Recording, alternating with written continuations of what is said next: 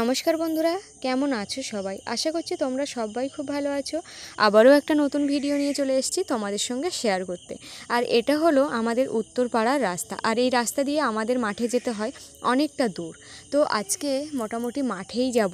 তো চলো, কত দূর দূরান্ত যেতে হয় আমাদের মাঠে। আর এই যে দেখতে পাচ্ছ রাস্তার কাছে যে এই মাঠটা দেখতে পাচ্ছ, এখানে কিন্তু প্রচুর জল, আর এইভাবে কিন্তু জল থেকে ধান তোলা হচ্ছে। তবে এবছরটা এই দাদারা কিন্তু চাষ করেনি। আগে যে গরমের ধান ছিল, সেই গরমের ধানের থেকে কিন্তু ধান এইভাবে ফুলে বেরিয়েছে।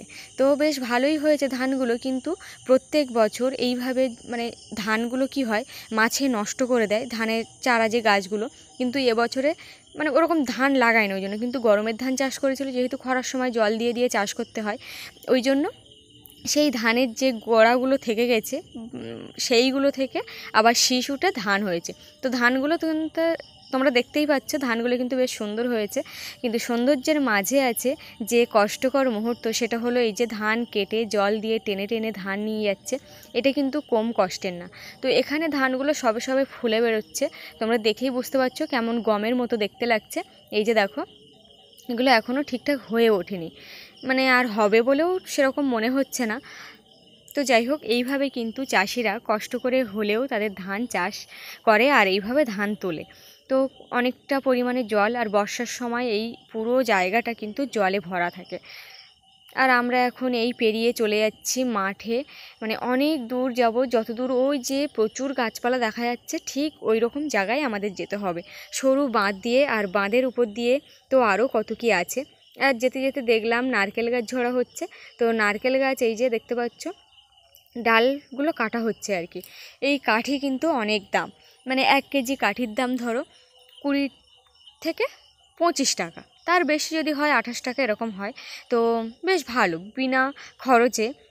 খরচ নেই বলবো না, কারণ নিজেরা যদি গাছে উঠতে পারি তাহলে খরচ থাকে না, কিন্তু গাছে ওঠার জন্য অন্য লোক ডাকলে তখন কিন্তু এটা খরচের হয়। এই যে দেখতে পাচ্ছ এই দাদাভাইটা যে উঠেছে, জানি না দাদাভাই কি কাকু, তো উঠেছে গাছে, এনারকেই কিন্তু পয়সা দিতে হবে। আর এই যে দেখতে পাচ্ছ নারকেল গাছ ঝরা হয়েছে, তার ডালপালাগুলো কিন্তু ওখানে ঝাঁপানো হয়েছে।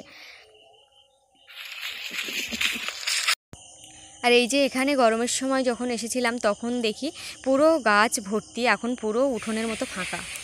এই যে বন্ধুরা, এই যে গাছটা দেখতে পাচ্ছ, তোমরা হয়তো অনেকে চেনো অনেকে চেনো না, কিন্তু এই যে কুঁচ, মানে এগুলোকে কুঁচ বলে। এখানে দেখছি প্রচুর গাছ, আর ছোটোবেলায় এটাও কিন্তু আমাদের এক ধরনের খেলার জিনিস ছিল। মানে এই যে দেখতে পাচ্ছ, এটা মানে ছিঁড়ে আর একটু পোক্ত হলে লাল হয়, তখন একটু লাল লাল কালো কালো এরকম হবে, এইভাবে ঘুরিয়ে আর খেলতাম।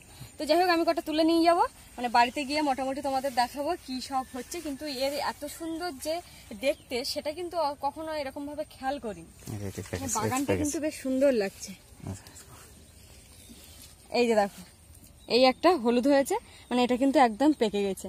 তো এর ভেতরেও কি আছে সেটাও একটু দেখি।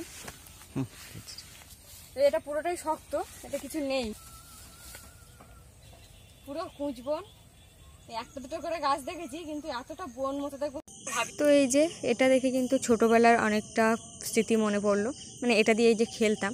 আর এখন এই যে সরু বাঁধ দিয়ে চলে যাচ্ছি বাগানের দিকে, মানে আমাদের যে ফিশারি আছে ওই দিকটায়। আর আমাদের মানে এই যে বাঁধ দেখতে পাচ্ছ, বাঁধটা কিন্তু ডাল গাছও দেওয়া, আর এই ডালগুলো বড়ি দেওয়া ডাল। এই যে দেখতে পাচ্ছ, আর এটা যে কী ছিল আমি জানি না, আমার সাথে মানে চলে এসছে। আর এই যে দেখো, চারিপাশের মাঠ কিন্তু সবুজে সবুজ। তো এদিকে ওদিকে তাকানো যাচ্ছে না এই মুহূর্তে, যে পথ দিয়ে যাচ্ছি সেইটুকু জায়গা তোমাদের সাথে শেয়ার করছি। এখানে শুধু দেখো গাছ ভর্তি, আর এখানে যে এতটা পরিমাণে এত বড় বড়, মানে পুরো একদম কাঁচ সমান সমান ঘাস হয়েছে। তো এই ডাল দেখাই কীরকম হয়েছে।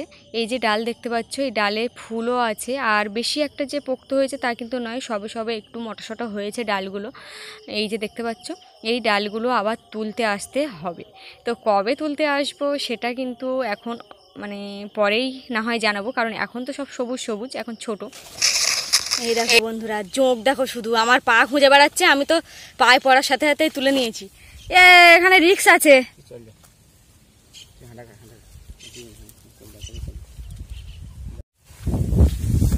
তো বন্ধুরা, খুব রিস্ক এখানে থাকা, মানে জোঁক প্রচুর জোঁক।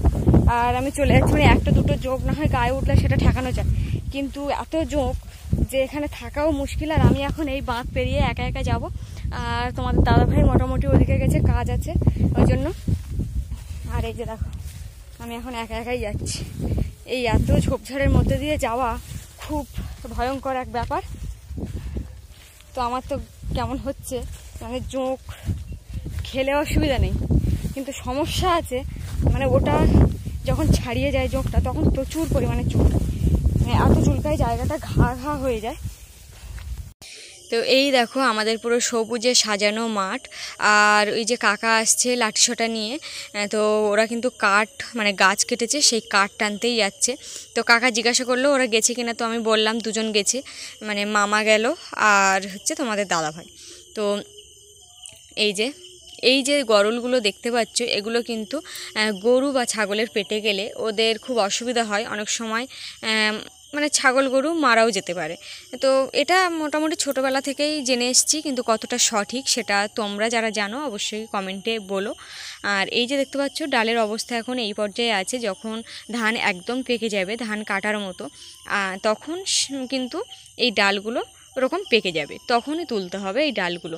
কারণ বোঝা বেঁধে যখন বাঁধের উপর দিয়ে নিয়ে আসবে, তখন কিন্তু ডালের উপর দিয়ে যদি আসে ডালগুলো সব ঝরে পড়ে যাবে, তখন আর একটাও ডাল বাড়ি আনা যাবে না। তো যেতে যেতে আর এই যে দেখতে পাচ্ছ ছোট ছোট যে এইগুলো শাপলার মতো দেখতে, কিন্তু এগুলো শাপলা ঠিক নয়, যেহেতু মানে হয়তো ওরই হচ্ছে ছোটো একটা প্রোডাক্ট। তো যাই হোক, আর এই দেখো বাঁশবনের কাছ দিয়ে মোটামুটি আমি হেঁটেই চলেছি। আর এই জায়গাটা যাওয়ার সময় অতটা তো সেইভাবে দেখাতে পারিনি, কিন্তু এখন দেখো চারিপাশে কিন্তু পুকুর, দুই ধারে পুকুর আর গাছপালা ভর্তি। আর এখানে বাঁধটা অনেকটা চওড়া। তো এখানে এই যে জায়গাটা দেখালাম, এখানে শ্যালো আছে, তো শ্যালো বসানো তো 2-3বারের পরে কিন্তু শ্যালো বসানো সফল হয়েছে। তো এই যে দেখতে পাচ্ছ চোর কাঁটা গাছ, আর চোর কাঁটা গাছের চোর কাঁটাগুলো কিন্তু সব পড়ে গেছে। আবার আগের বছরে এরকম সময় চোর কাঁটা গাছ থেকে আবার চোর কাঁটা হবে, তখন শাড়িতে বিধে একদম শাড়ি নয় ছয় হয়ে যাবে। তো সেই কাঁটা তোলা কিন্তু বহুত মুশকিল। আর এই যে যাওয়ার সময় দেখিয়েছিলাম, তো আবারও তোমাদের সাথে একটু শেয়ার করছি। এই যে দেখো আবার কিন্তু ওই নৌকা ভরে আনবে, এনে এখানে তুলবে। তো ধানটা কিন্তু বেশ ভালো হয়েছে। আর এটা হচ্ছে আমাদের রাস্তা দিয়ে যাচ্ছি। মোটামুটি এই যে দুটো পুকুর আছে, কখনো মানে মাঝে মধ্যে মনে হয় যে এটা ব্রিজ হয়ে যাবে, মানে পুকুরের এপার ওপার হয়তো চলাচল করবে জল আর কি, মানে রাস্তা দিয়ে। আর এখানে দেখো দাদা কিন্তু মানে এইভাবে ধানটা রোদে দিচ্ছে রাস্তায়, যাতে ভালো মতো ধান পড়ে যায়। আর এই যে কোঁচ আমি ঘোরাচ্ছি, এটা না ভালো জায়গা হলে কার কোঁচ কতক্ষণ ঘোরে সেটা একটু দেখার বিষয় থাকতো আর কি, কে জিতবে এরকম একটা ব্যাপার। আর এই হচ্ছে ডাল ভিজানো, ডালগুলো কালকে কুয়াশায় দিয়েছিলাম দেখেছিলে, আর আজকে কিন্তু এইভাবে দেখো ভিজিয়ে দিয়েছি। ভিজিয়ে দিলে ভালো ফলে কলা বের হবে, তো মাঠে দিলে মাঠটাও একটু ভিজে ভিজে হলে বেশ সুন্দর একদম বসে যাবে, আর বেশ ভালোই গাছ বেরোবে।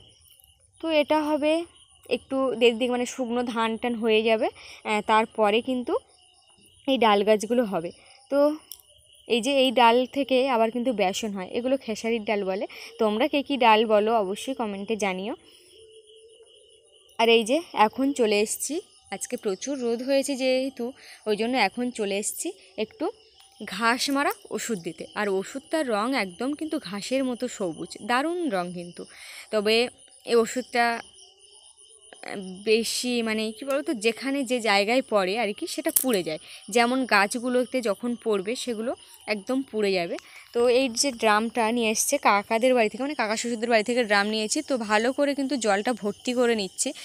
আর যে পরিমাণ ওষুধ ছিল সেটা সমস্তটা এই মানে হয়ে গেছে আর কি, 1 ড্রামের মতো ওষুধ ছিল।